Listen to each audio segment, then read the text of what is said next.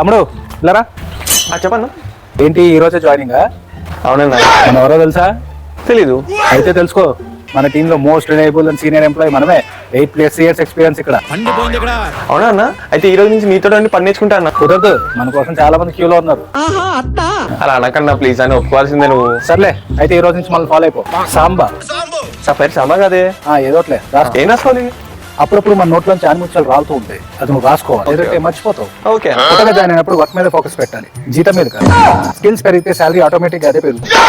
నాలాగా 8 years నుంచి focus చేశాను, ఇప్పటికి ఈ స్థాయికి వచ్చాను. అండర్స్టాండ్? ఓకే అన్న, వస్తా. సాంబా, ఇందుకే మన ప్యాకేజ్ అంతా చెప్పలేదు. ఎంతన్నా? జస్ట్ 24 LPA అంతే.